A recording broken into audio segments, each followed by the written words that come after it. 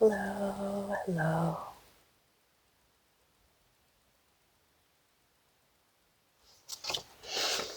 Welcome back.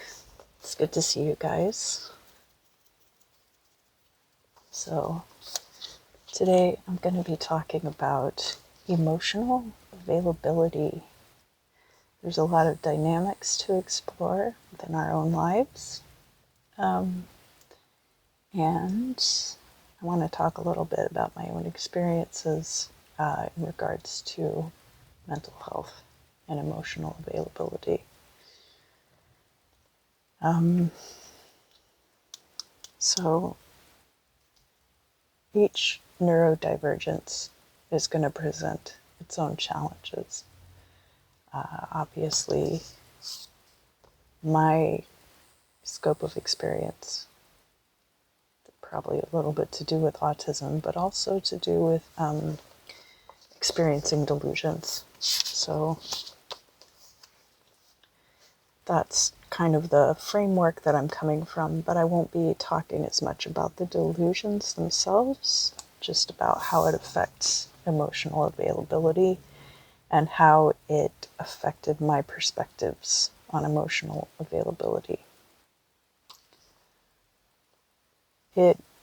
Mental illness already makes us feel separate and apart from each other. It can be super isolating, and it's very difficult, but also very crucial to maintain good boundaries with people so that you're able to keep your best friends and connections in your life. And that can be really difficult to navigate, but it is possible to not lose every single friend you've ever made when you're in the throes of mental illness. And I want you to know that.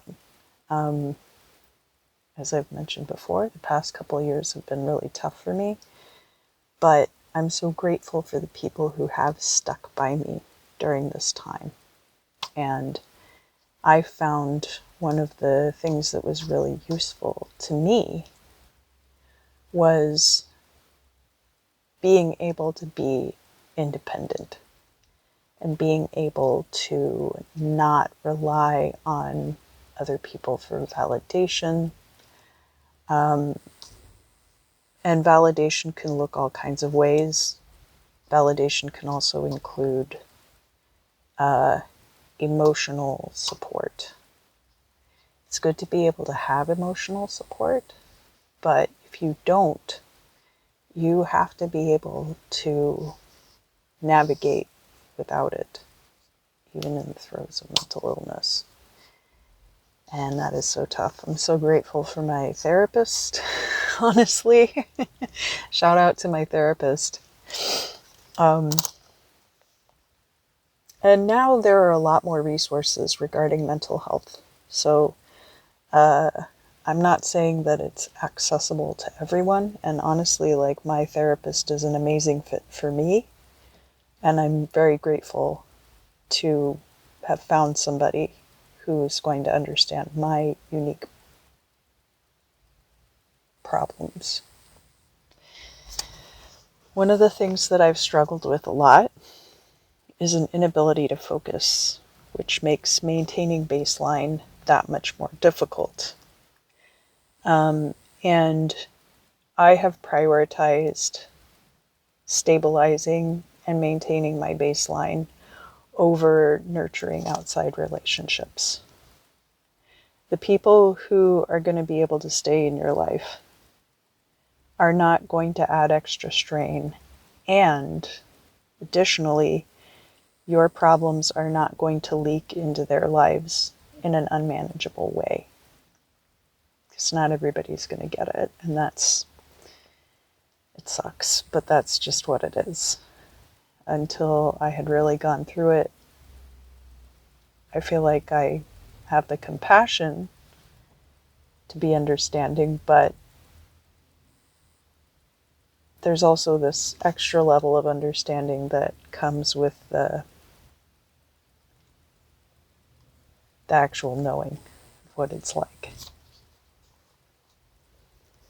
So psychosis and delusions this can affect your relationships in a number of ways. Fearing that something terrible will happen to the people you love. Now, both of the things that I'm going to mention, keep in mind that just because you have those ideations doesn't necessarily mean that you're experiencing delusions. But if you are experiencing delusions, these are things that are going to be exacerbated, and there are going to be things that are unique to that. It can also be a fear, in my case, there's also been a fear that bad things will happen to people specifically because they know you. So that was something else that I've really struggled with, and trying to navigate my relationships in such a way that people knowing me is not going to bring them harm. Another fear can be that the people you love will hurt you. And in my case, this has led to emotional burnout that's so extreme that I don't really care as much about fidelity and monogamy anymore.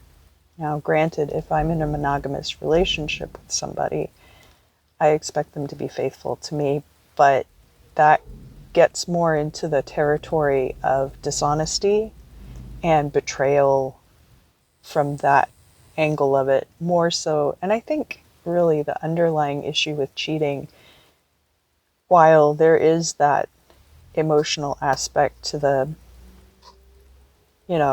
having to share with somebody else that you didn't consent to that, I think at the root of cheating and what makes it so difficult to deal with is the betrayal and the dishonesty aspects of it. And so I think that a certain level of this emotional burnout in myself is often perceived as a lack of personal boundaries or not valuing myself very much, which isn't necessarily true. I would say I probably actually value myself more now than I have at any other point in my life. Not to an extreme. I think there have been times when my self-value was very low, but I typically do feel like I feel my own value, but it isn't always validated by my surroundings. Let's put it like that. So one thing that I don't see talked about very often is ranges of emotional availability. Like in relationships of an intimate nature, for example, do we always need to be emotionally available to the person we're dating, to our best friend? Ideally, you're there for those people when they need you. And you're there for them when they want you. But you shouldn't feel like you're on all the time. You shouldn't feel like it's a performance that you have to give this person in order for them to remain in your life. So in an intimate relationship, first of all, what is an appropriate amount of emotional labor to be putting into that relationship? I've definitely gotten burned out on this. And on the one hand, I don't fault my partners for that.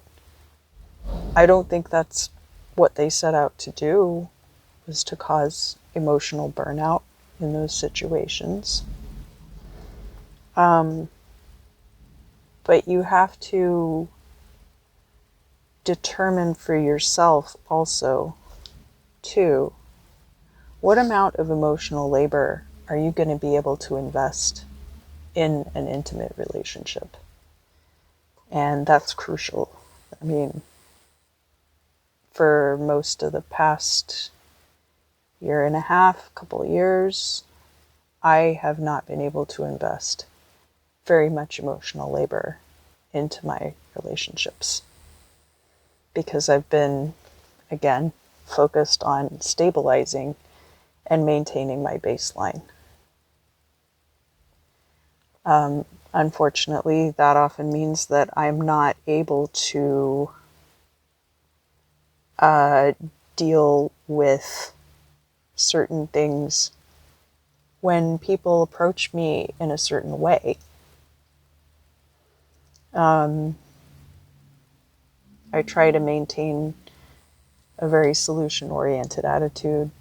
So if somebody is approaching me in a way that seems, I wouldn't call it hostile, but in intimate relationships, oftentimes people's feelings get hurt, and then the way that they express their feelings being hurt isn't objective. It can be very tainted by that emotional feeling. And so I have tried to be very straightforward and let people know that I'm not really able to deal with that right now. And it's not a you problem, like a normal functioning human being would be able to deal with what you're bringing to me right now and the way that you're bringing it to me. But I literally I can't, and I'm sorry. How do you evaluate your emotional needs from your own individual perspective? So rather than evaluating what you're looking for in another person, what are you looking for overall in terms of emotional reciprocity? Emotional reciprocity, sorry. What kind of boundaries would you like to be able to set with the people in your life? And additionally, we don't really think about setting emotional boundaries with ourselves. People often have negative self-talk and can be very hard on themselves. And that's not really being true to yourself. It's good to have a level of introspection and self-evaluation so that you can always improve your behavior and your interactions with others and be the best version of yourself that you want to be. But you also have to be prepared to, when things are outside of that objective plane, because that's the thing, so much of our internal monologue and discussion is based around the emotional mind and not really the objective mind.